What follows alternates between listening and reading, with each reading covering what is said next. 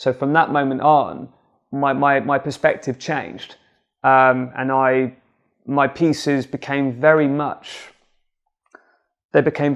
about my experiences. I then wrote, after that one, again, I wrote a lot of pieces about my anxiety and worry and my issues and why I was acting like that. And then the next kind of piece that I did, where I felt confident about learning it and wanted to share it with people, was called Why Create, which is, again, it's pretty much just about everything I've just said. It's why I do this, and it's to create empathy with people as well. So there's a whole piece that I go into about if you're getting tired of your situation or have no way of knowing where it is in life you're going, I then suggest a variety of different creative things to do, which would allow you to not just understand yourself better, but give you something you probably didn't even realize you had. You know that power to talk about how you're feeling and to communicate with other people, because it's strong. You know, when I lived in Southampton, I was almost subconsciously and maybe even deliberately ignorant to life, just to everything. You know, just the whole London, for me coming here initially, I was like a rabbit in the headlights. I didn't know where to start. But going on the poetry circuit and meeting so many just wonderful people, just lovely, caring people, just quashing the so-called ideologies and stereotypes behind gender, race, religion, etc., etc. It's complete bollocks. This is the one, creativity is the one uniting value to me. It's the one thing that, you know, the last open mic night I did, where we all came together, performing poetry on the bus, and you had just everybody was there. You know, it was like there's no kind of discrimination against anything.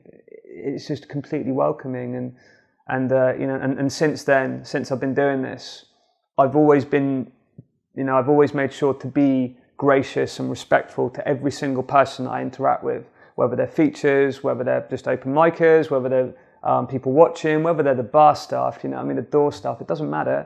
The point is I go into these events and I take every single bit of positivity and happiness with me, because this is where I want to be, this is what I love, and I just share it with people. And the more I started doing this, the more I realized it was countered by the amount of negativity I was holding around in other areas of my life. But the creativity, the writing allows me to understand why I do this. And it stems from before I came here, I was in counselling for 2 years. I did psychosynthesis counselling. The thing that struck with me the most, I was very lucky. I got a very empathic, beautiful woman for counsellor. She was wonderful.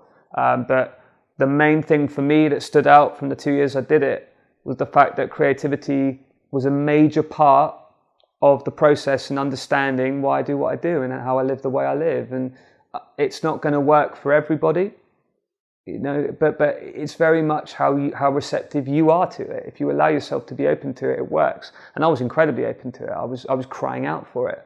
So all of a sudden I was writing poems, songs, raps about my family, about my place in this world, about why I do what I do, and even my relationships with people at work, and doing a whole variety of exercises, which to me they're almost like role plays. They were proper counselling techniques designed to help you come up with a solution to your problems. None of us should be judged based on circumstances we couldn't control or had no say over anyway. That's ridiculous. We should all like look out for each other. There should be this respect, this almost universal and unconditional respect between people, because fundamentally we're all the same.